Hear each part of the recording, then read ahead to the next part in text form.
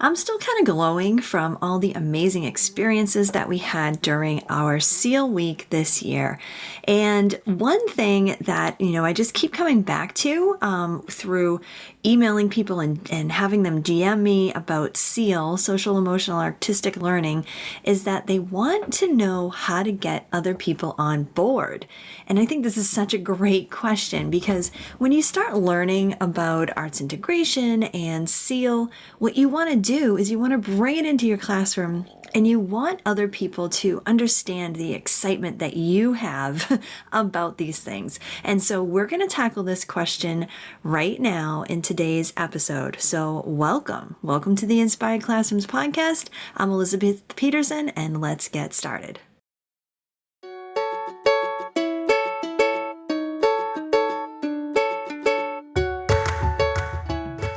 What do the arts have to do with learning an SEL? Oh, so much. Join me as we explore the depths of how these things come together through SEAL, social, emotional, artistic learning. We'll look at the mindset, the methods, and the integrations that make SEAL so effective. So plug yourself in. It's time to get inspired.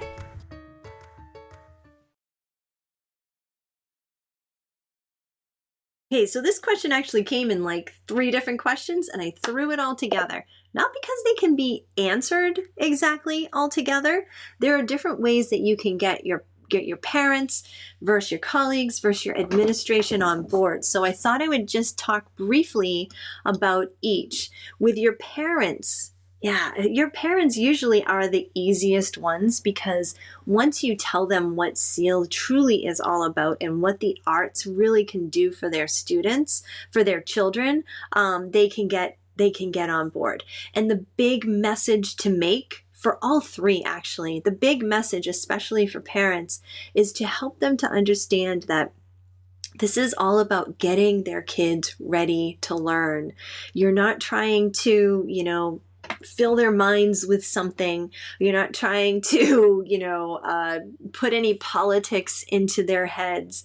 What it is you're helping them to be good members of your classroom community, helping them to be strong learners, good classmates, good teammates when they're working on projects, and getting them to just transition into the classroom and then focus in the classroom and engage in the classroom. And so I think that's the most important thing we need to address when it comes to parents. And I would say also administration. I think the administration needs to hear that too, because it's all about getting kids to learn. That's what teachers are struggling with. And so that's what we're able to do with these SEAL strategies. When getting colleagues on board, if you do some of these SEAL things, the SEAL activities, lessons, some of the SEAL strategies, I always like to say leading from the front, being the example, showing what it's doing in your classroom. So if you did see a shift in your class because of just your attitude, right? I can't remember who that was that said they saw the shift. You'll have to remind me in the comments if you don't mind. But when your attitude changes, things start to shift. And that could have been what happened this week. Yeah, you maybe did a couple little additional creative things in there, but really what the biggest difference was that you came into your classroom each day a little bit more invested and in it. Yeah, Michelle, excellent. Yeah. And so when your colleagues see that, that's huge, right? And then they're like, well, what are you drinking? What Kool-Aid are you drinking, right? You said, I'm drinking the Kool-Aid of SEAL. And get them to be interested that way. I also love to have like to be able to invite colleagues to like work on something with me. So I might do a SEAL activity and invite another colleague to come in and, have our 2 classes work together or do something together. And the other thing is an open door. Open up your door and invite people in. This works for all 3. Parents, colleagues, and definitely administration. You're doing something, invite the administrator in. Don't just wait for the administrator to walk by and peek in and be like, what the heck's going on? Instead, say, call. I've done this before too. My kids are doing something really cool. They're having like these little aha moments. I've actually called the principal and said, hey, I just want you to know that this is happening with that kid that we were talking about last week. I would love for you to see it if you have a moment, and just invite them up.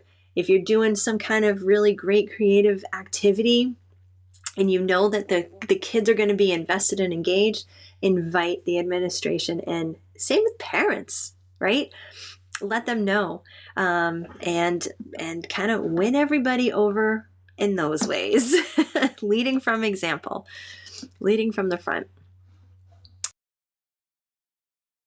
So there you go. There are some ways that you can advocate for the creative things that you want to do in your classroom. It's so important to just have these ideas in your back pocket so that you can advocate for SEAL and for arts integration and for any creative things that you know are going to help engage your students in their learning. So what do you think? What do you like to do to advocate for these types of learning experiences that you do in your classroom? I'd love to hear from you. So check out the show notes, find out where you can connect with me, and I can't wait to hear from you. I hope you have a fantastic rest of your day. Keep inspiring yourself.